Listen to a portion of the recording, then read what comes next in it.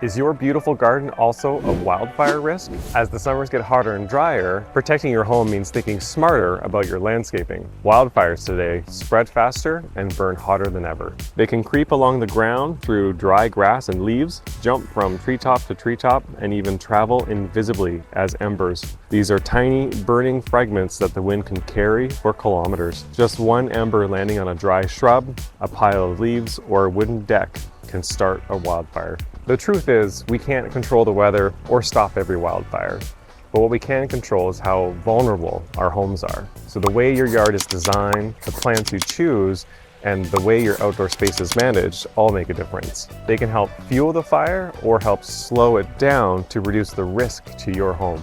In today's video, we'll show you how to slow the spread of fire, increase your home's ability to withstand wildfires, and make smart choices in plants and design that protect your property without sacrificing beauty. With the right layout, thoughtful plant selection, and consistent maintenance, you can create a landscape that's both beautiful and resilient during wildfire season. But what can you do to actually help? And what can you do to your own home to make a difference? This video is based on the best practices from FireSmart BC, a program dedicated to helping homeowners reduce wildfire risks. And one of the most effective strategies is creating a defensible space. Think of defensible space as an invisible shield around your home, divided into zones, each carefully managed to reduce wildfire fuel and block the path of embers. By understanding these zones, you'll know exactly how to turn your garden into a safer, more fire-resistant landscape. So let's break down those critical zones.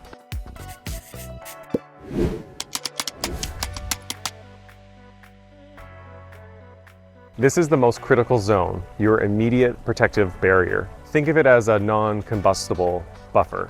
In Zone 1A, the goal is simple. Get rid of anything that can easily catch fire from embers or direct flames. Anything here could transfer the fire straight to your home. This means your foundation, the ground directly around your house, and anything attached to it must be non-flammable. Consider materials like crushed rock, concrete pathways, stone pavers, or even bare soil. Absolutely no combustible mulch here. That includes bark chips or shredded wood. Crucially, avoid any woody plants, trees, or even small shrubs within this zone. This also applies to decorative wooden elements or combustible outdoor furniture. Ensure your gutters are clean of leaves and debris, and make sure that anything under your decks or porches are cleared out as well. Firewood piles, propane tanks, or fuel cans must be moved out of this 1.5 meter boundary.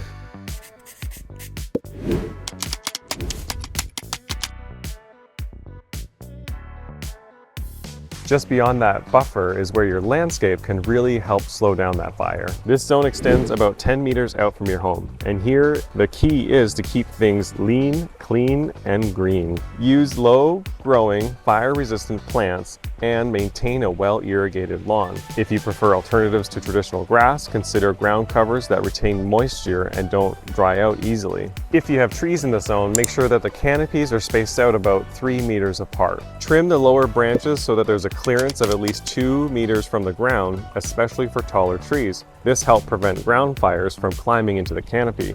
For smaller trees, prune up 1/3 of their total height. Choose deciduous trees and shrubs over conifers when possible, and always remove dead branches or dried leaves. Like this video and subscribe to stay inspired and informed all season long.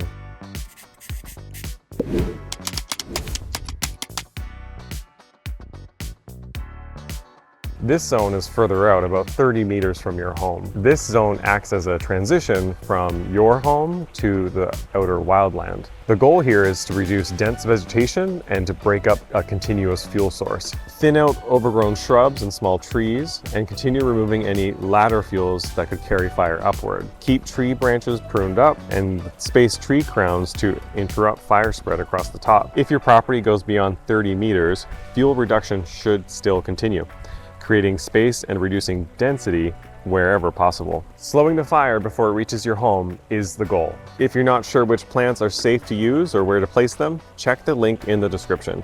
There you'll find a detailed list of plants with their fire-resistant levels and recommended zone for each one.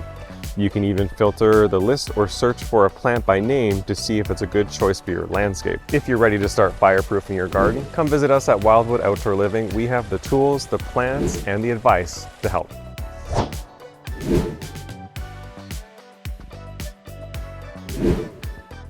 So protecting your home doesn't mean giving up beauty.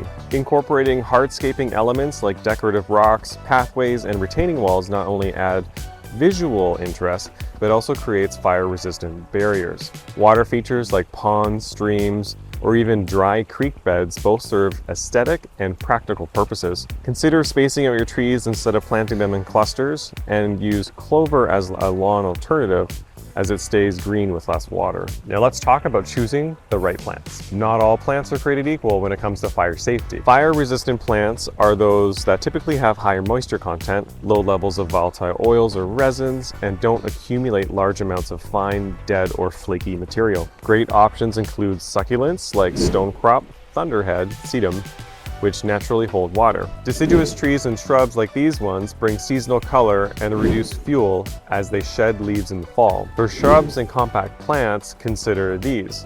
And native species adapted to your climate often perform better during dry season. And when it comes to mulch, not all options are equal. Avoid bark and shredded wood near your home as they can ignite easily. Instead, offer compost, rock mulch, or use non-combustible options in high-risk areas. Every garden is different, and we're always learning too.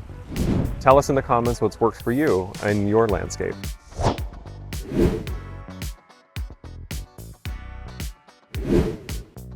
A well-designed landscape can still be vulnerable with dry leaves, dead branches, and overgrown shrubs if left unattended. Regular maintenance is key to keeping your yard fire resilient. Consistently remove all dead leaves, fallen branches, dry grass, and any other debris from your yard. Clean your gutters regularly, particularly in late spring and fall, as accumulated dry leaves are a major ignition source for embers. Keep your plants well hydrated, especially during prolonged dry spells. Drought-tolerant plants need less water once established, but even then, a healthy, moist plant is always less flammable than the one that's dry and stressed. With the right planning, landscaping isn't just about beauty, it's about protection. By making thoughtful choices around your home, you can create a landscape that's not only lush and welcoming, but also resilient in the face of wildfires. For more information on FireSmart BC, resources and tools to help you plan and manage your landscape garden, please click the description below. Want more practical tips to keep your garden thriving and your home protected? Like, subscribe, and tune in to our next video for more.